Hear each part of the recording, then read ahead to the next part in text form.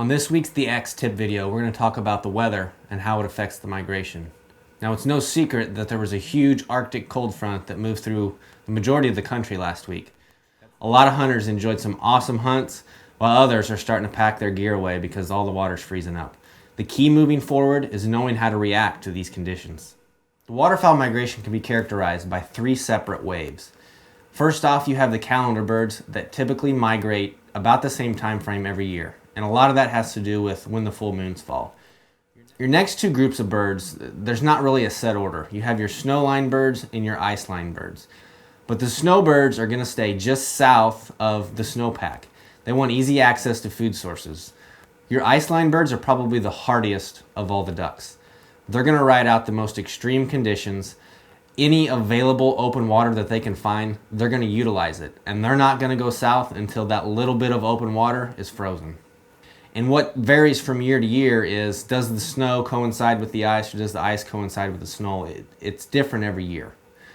Looking back on hunting logs can point you in the right direction as to when the calendar birds migrate, but the snow and the ice birds are going to vary from year to year depending on the weather. These are the birds that are very easily patternable. They need high energy food such as corn. The carbohydrates in corn provide energy to help them make it through the bitter cold, or if worse comes to worse and they have to migrate south, they're stacked with energy ready to make that move. Now there's a couple ways you can hunt these ducks. You can find that food source that they're hitting. It's probably going to be a dry field, or you can go onto a pond, a small body of water, and you can bust out a hole.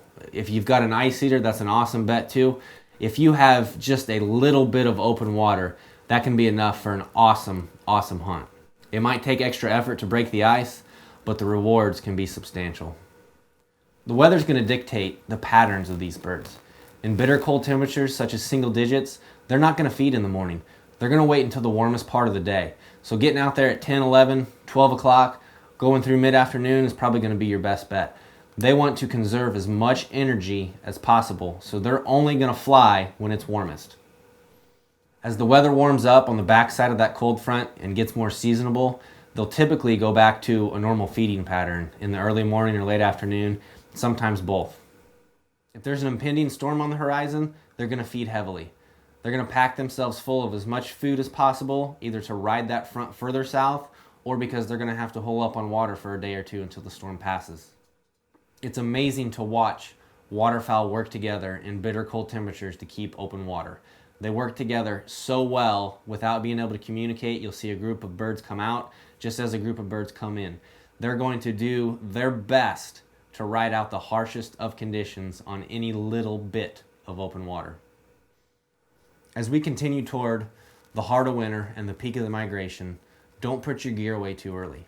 Those small ponds and creeks and rivers, they're going to be the first to freeze, but the large rivers such as the Missouri, the Illinois, the Mississippi, they're going to be the last to freeze up. That's where ducks are going to concentrate the longest. Some of the best hunting you can have all year is when it's bitter cold and there's ducks stacked shoulder to shoulder on a large river.